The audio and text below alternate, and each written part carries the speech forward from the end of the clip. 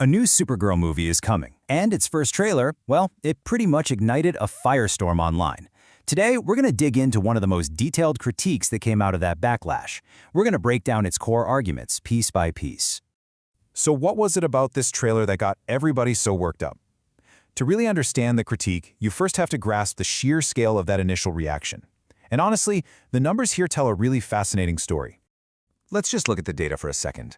The source we're analyzing points out that the new Supergirl trailer got more dislikes in just its first 24 hours than the recent Superman trailer got in 6 months. That is a huge level of pushback right out of the gate.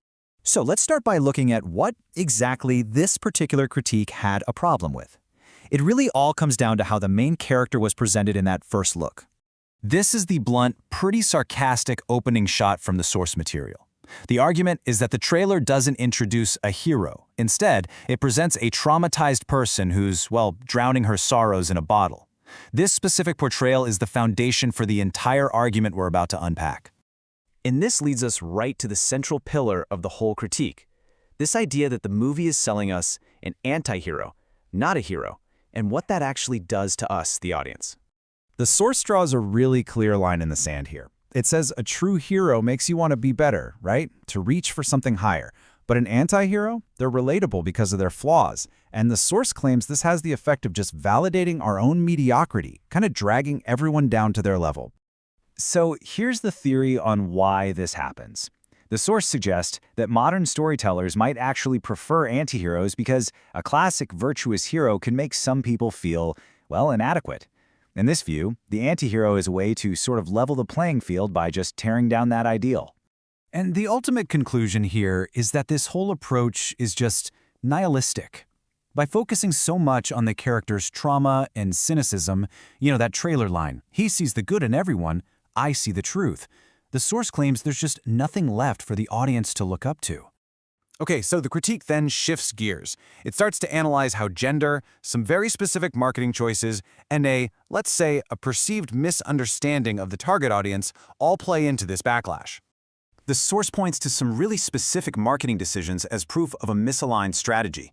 The big push on TikTok, using Beyoncé lyrics in social media posts, it argues that these choices, which were pretty similar to the marketing from Adam Webb, show that the studio is aiming for a young, female audience instead of that traditional, male-dominated superhero crowd.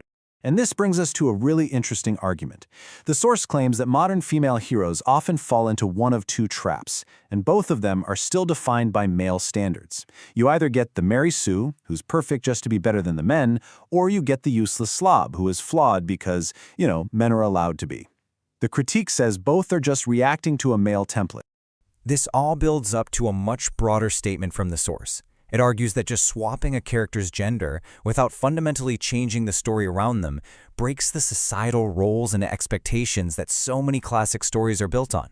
All of this culminates in what the source presents as the single most important and, definitely provocative question that anyone making a superhero film needs to ask. And there it is. The source's unfiltered belief is that because men have traditionally been the primary audience for this genre, their satisfaction has to be the #1 priority. It basically argues that if the answer to this question isn't a clear yes, then the movie shouldn't even be made. So, let's zoom out a bit. Stepping back from this one film, the critique is making a much bigger point about the whole purpose of heroes in our stories and in our culture. This line right here is the core belief driving this entire critique. The argument is simple. People don't go to superhero movies to see a mirror of their own messy, flawed lives. They go to see an ideal, an archetype of someone who is better than us, someone we can look up to. So what does better even mean? Well, the source defines virtue not as never having hardship, but as the process of overcoming it. Heroism isn't found in the trauma itself. It's about facing a terrible reality, refusing to let it break you, and, crucially, evolving past it. And finally, the source takes a shot at what it sees as Hollywood's obsession with originality. It argues that this desperate search for a story that's never been told before, like a lazy, drunken superhero, is a huge distraction. The key, it claims, isn't being new. It's about using those powerful, timeless archetypes that have worked for thousands of years. And that really leaves us with the central question at the heart of this whole debate. What is the true purpose of a hero in today's stories?